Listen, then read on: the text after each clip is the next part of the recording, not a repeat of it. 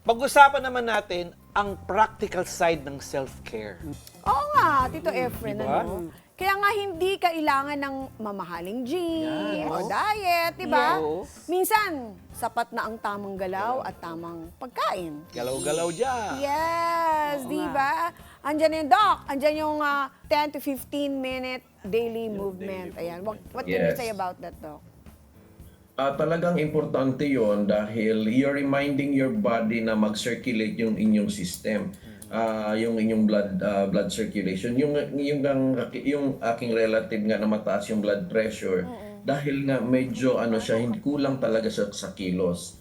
And I just wanna share to you itong aking mga reflections this week because I've been studying a lot of things, lalo itong hypertension. Opo. Ang isang reason pala na nasisira ang kidney ng isang pasyenteng may hypertension dahil sa malakas yung pressure, yung ating kidney, siyempre malambot lang yung kidney, yung dugo, tinatamaan yung ating kidney ng malakas na pressure. Isipin niyo yung tubig na malakas, madaling masira yung tissue paper, di ba? Kasi yung mga filter mo parang tissue lang yun eh.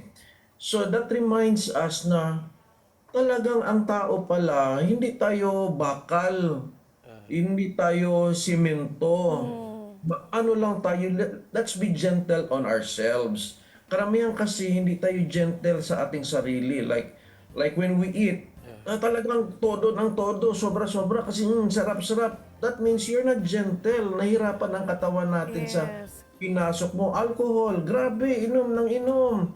Puyat ng puyat. So, parang tinitreat mo yung body mo na bakal na doon mo manalize na we are just soft. Malambot tayo. So, if you want to live a longer life, just remind us na i-ano mo yung sarili mo na, uy, malambot lang tayo, dahan-dahan lang tayo sa lahat ng bagay. Hinay-hinay. May sinasabihan, pag kumain tayo, let's be at the 80%. Huwag yung 150%, busog na busog ka na, gawin mo pang 200%. At the 80% na medyo okay na, try to stop na daw. So, I also remind myself on that. Kasi nga, let's be gentle in a lot of ways, in a lot of things. So, yun po, very important. Talking about ano naman, yung iinom pagkagising natin sa umaga, di ba? Sabi nila we have to drink water first or warm water first yes, before bago kape, drinking bago coffee. Opo. Ako, I'm doing that. Ginagawa nyo? Tsaka routine ko na po yun talaga na para Warm ma-cleanse water. muna ako, mag-hot water, warm water muna Warm po water. ako. Usually with Effective din. lemon, ang nilalagyan nila. Ayoko ng pong lemon. masyado muna sa morning ng lemon kasi nga po is nag-acid ako. acid. Nag-acid Acid attack reflux. ako. Yeah. Okay. So, after ng mga ilang hours, pwede ka na mag-take ng ng lemon. lemon. Okay. At syempre, parang lagyan mo lang ng konting gulay din in every meal. Diba? Parang Kailangan ng bagay yun. guilt-free. Yes, oo. May karne pero may gulay. So, dapat dalawang putahe mo. Usually, you should have a balanced Diet. meal ang Meal. tawag Oo. doon. So, yung plate mo kailangan, parang titingnan mo, very simple. Kasi tayo mga Pilipino, laging masarsa, kanin. Diba? Ganun Yung tayo, partner masarsa, lagi, kanin, no? Partner. Kami, as French and Spanish din kami lumaki, meron kami laging may gulay on the Gulay, side. importante It's gulay. either salad, ensalada, or soup na may konting gulay or mirepoix. Yun. Paano naman kung ang natin budgeted lang, di ba? Hindi kailangan. Kaya nga yung mga meal Yung na ginagawa inahanda ko, mga napipitas lang sa Sa mga diba, lagi kong in-incorporate malunggay. Lagi kong in-incorporate alokbati. Magkano po Okra. yun? Tsaka, Talbos. Kumbaga organic yan, di ba? Organically. Dok, Diba? sali ka sa amin, Organically ha? Oo. Punta Yes, yes. Let's say yung sample nga, yung mga buto na tinatapon mo na pwede mo naman i-plant, itanim, na eventually, ikaw rin na magpo-fruit nun. Yun. Di ba, Dok? Yes, I agree. Talagang fiber is important talaga sa ating meals. Fiber, yeah. Yes. Sanay ang Pilipino, sanay tayo sa meat and rice no? Correct. So wala tayong pang padulas. So siyempre yung meat, yun yung protina mo, tapos yung rice, carbo mo, pero wala kang pang padulas.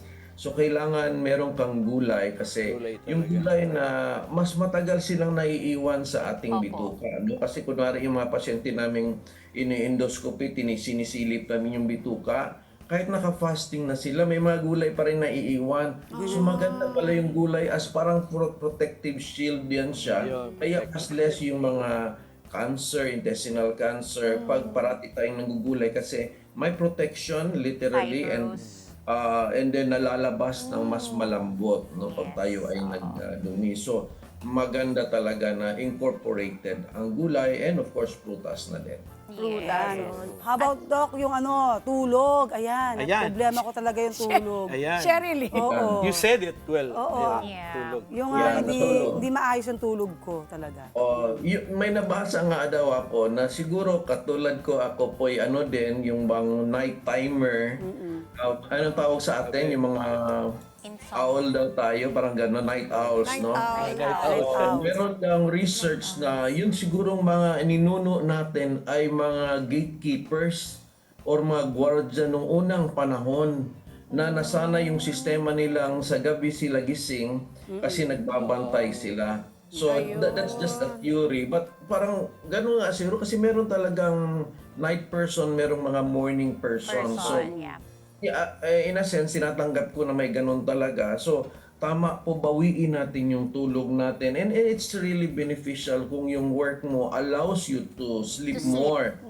Mahirap lang yung natulog ka na ng alas 3, gigising ka ng alas 5 kasi magbabiyahe ka pa kasi dapat nasa trabaho ka ng 8. Medyo mabigat yon. So, you have to push yourself not to sleep Oo nga, earlier. sa mga night shifts. Oo, pero kung yung work mo naman allows you na pwede mong habulin kasi pag kulang po ang tulog nyo, parang may utang kayo sa katawan nyo.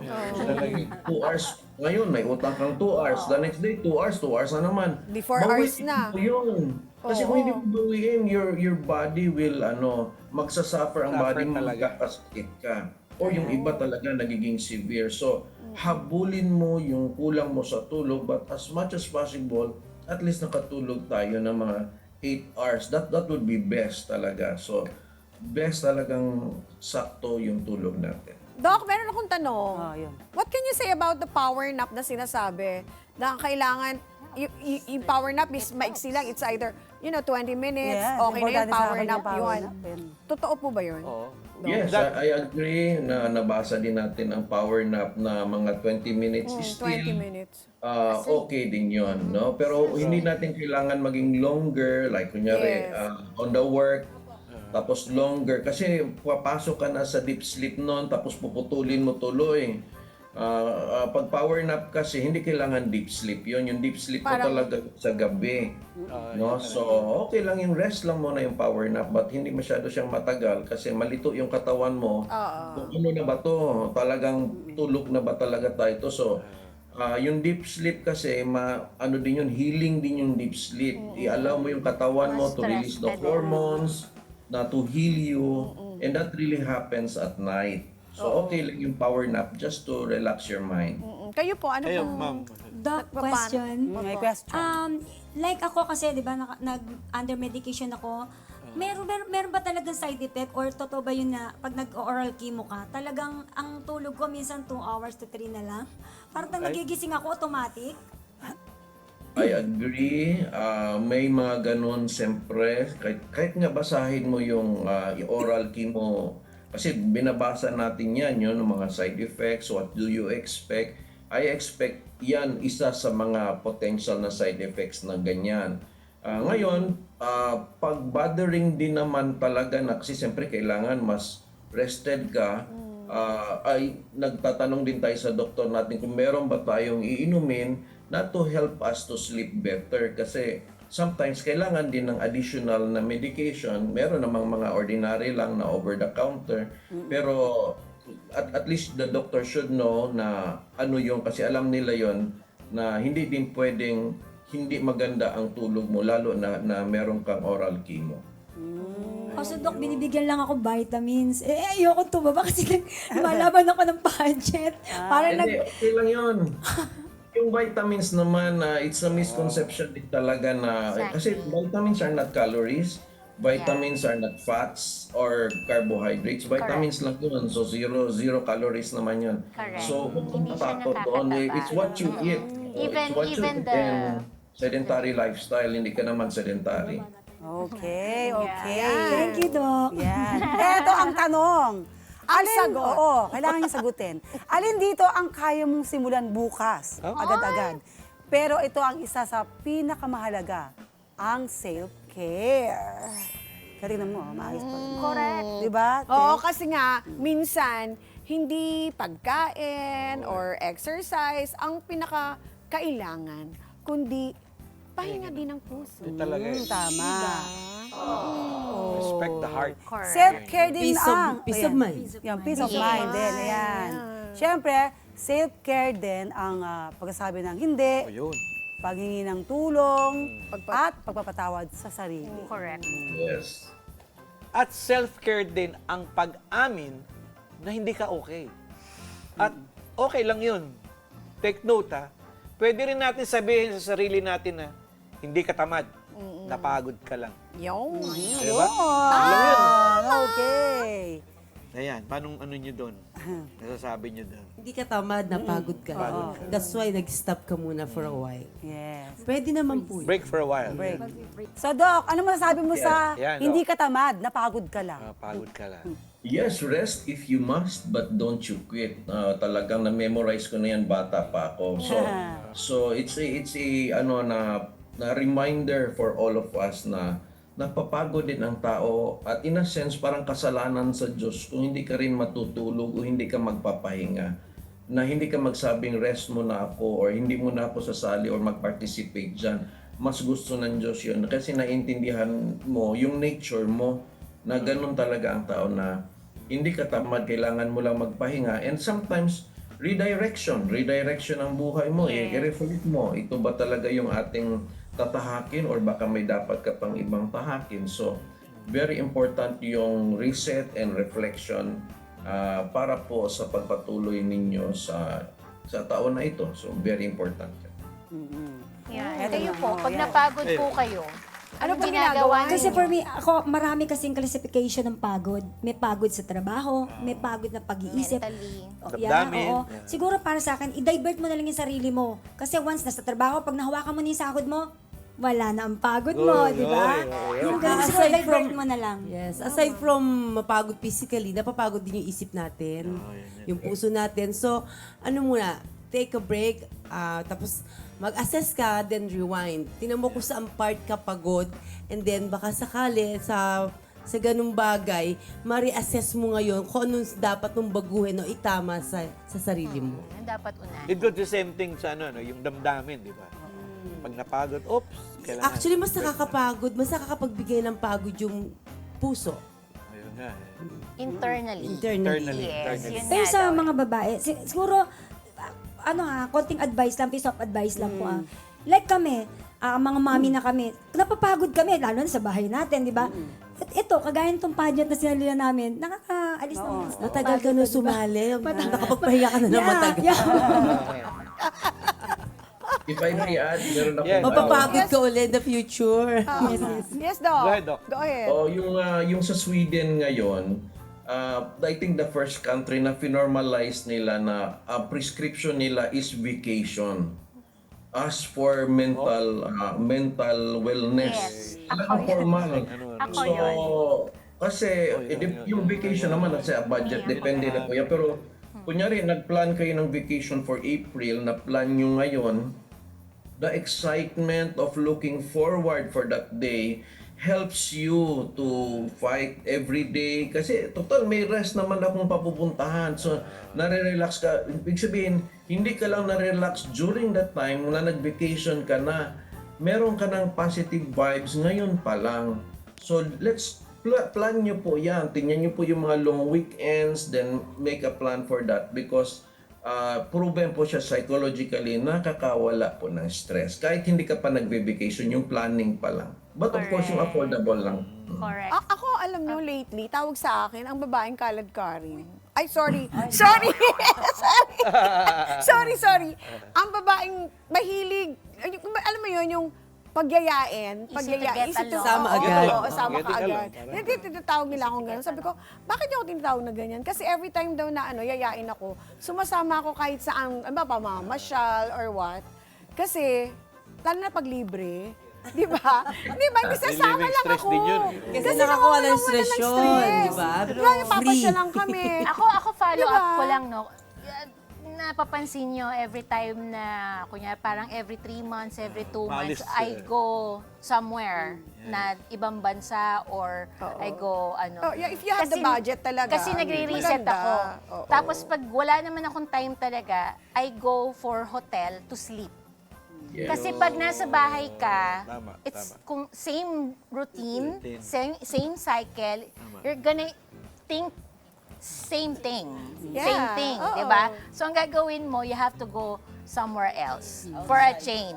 So Maiba mo tulog talaga. ka, Yun tulog na, ka. sama. If you have the means. Ako, sasama if ako you have the talaga. means. If you have Eh, pag walang means. Pag walang means, kagaya nung kay Ate Cynthia, you go along with your With friends. friends. Ako naman tanong ko, ito naman ang tanong ko sa inyo. Kapag naman ba stress ka na, pagod ka na, feeling mo nag-iisa ka, kayo humingi ng tulong?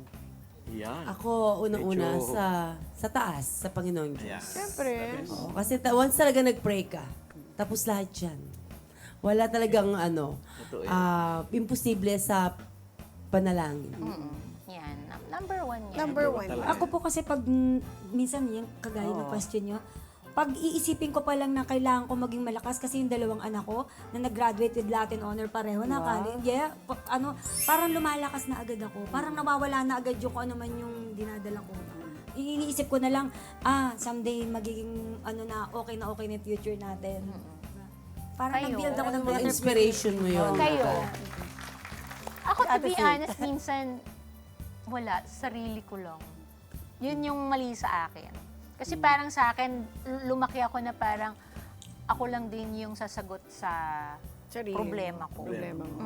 Ako ganun din, sa Panginoon Diyos. Basta sa Diyos, tas after nun, parang Kasi sa akin, ang sarap ng pakiramdam na once na tawagin mo siya, di ba?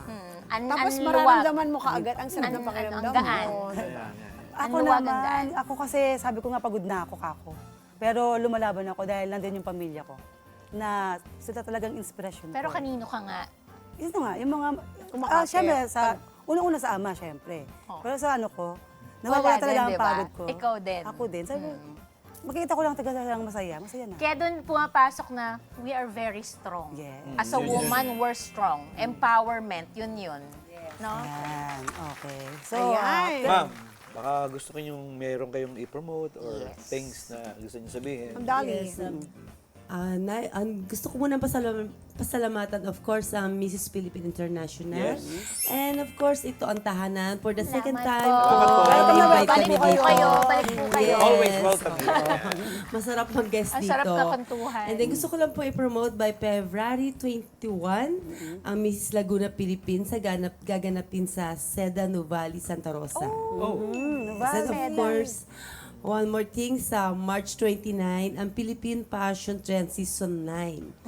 Nagaganapin sa SM Skydome. Oh, wow. wow, ang mga bongga, ha? Abangan natin yan. Let's wait for And that. please, isa pa po, pwede. Please, following, share po my FB page. Yes. At Dali Jean San Felipe. Yan. Yes. Yes, ma'am. And for me naman po, I would like to thank siyempre yung mga doctors ko na always na nakamonitor sa akin. Wow, Dr. okay. Eulalia of UST, number 1 surgeon, sa cancer surgeon po Surgeon siya. Onco. And Dr. Perlas for my gastro. Thank you so much. Yes, yes. And Alright. syempre sa Doc. Doc! Doc Richard. Doc Richard! Ano Yun message? sa akin yung aking Facebook page na Dr. Richard and Erica Mata with my wife yun. So please follow. Marami po tayong health tips from bata to adults and marami po tayong good vibes doon. So please follow po. Yes. See you soon, Approved, Doc. Doc. Thank you so Approved. much, Doc. Alam mo, gusto ko si Doc na makasama natin minsan talaga dito sa live na. Pinsan, Yes, Yes. please. Visit ka dito, Next time. no? Pasyal ka, Doc. Pasyal Next ka. time, next time. Together Opo. with your wife. Yes. I'll be there. Yeah. We will be Always. there. Para complete. Ayan. Always Yes, welcome. yes. Sige, sige. Ayan. Thank you so much, Doc. And syempre sa Thank ating you. Thank At you. nagaganda Nagaganda ang ang mga beauty queen. bisita. Thank you Yes. so much. Thank you. Maraming salamat. Yes. Thank you po.